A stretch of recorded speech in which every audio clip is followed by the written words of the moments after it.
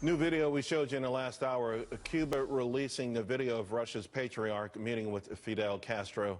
Very historic meeting.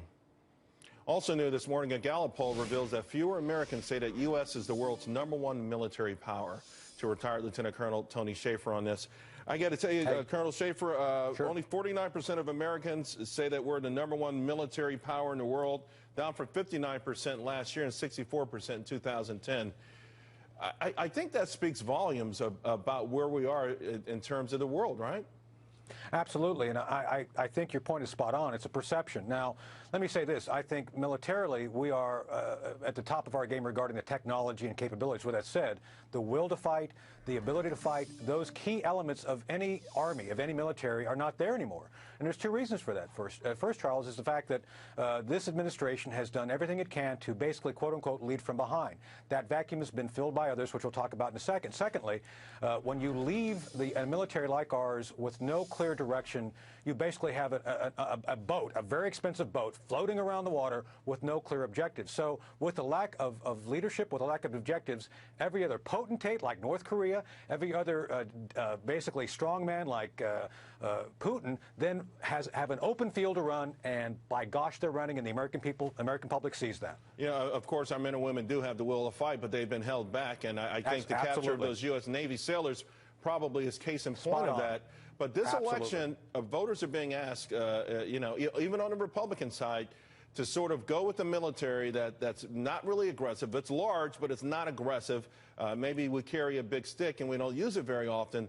But is that realistic in a world where you have Vladimir Putin, who just over the weekend, there are video images of him bombing hospitals? I mean, they have carpet bombed Syria to the point where they are killing everyone. Anything that moves, they're killing it.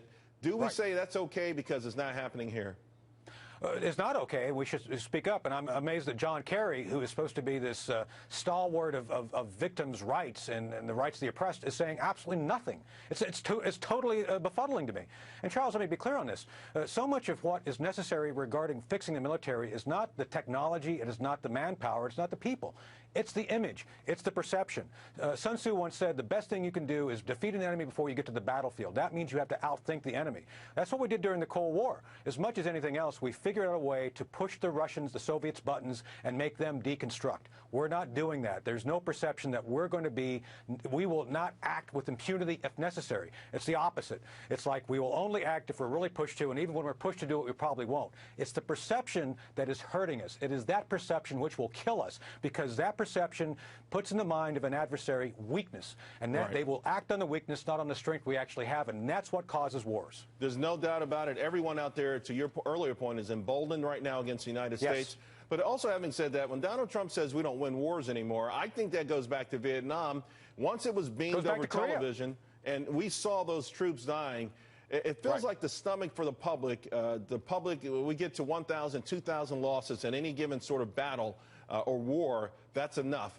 So are we in a position where we can't ever have a winning strategy if it involves heavy losses? Well, this goes back to Korea. Korea is, for example, an unfinished war. It is an armistice.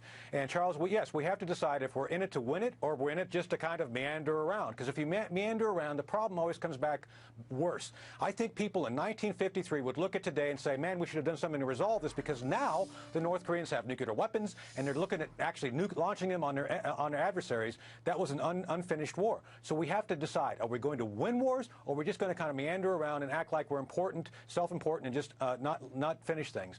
When we have to make this, London Center is going to do an event kind of going back to the Korean War to try to relitigate that, because I think that's where we went off the rails. We have not been winning wars adequately since then, and we need if we're going to do it, we need to win it. Great point, Colonel Shaffer. Now they have the missile technology to reach Hawaii. We really appreciate it. Great stuff. Thanks a lot. Hey, thank you. Thank you for having me.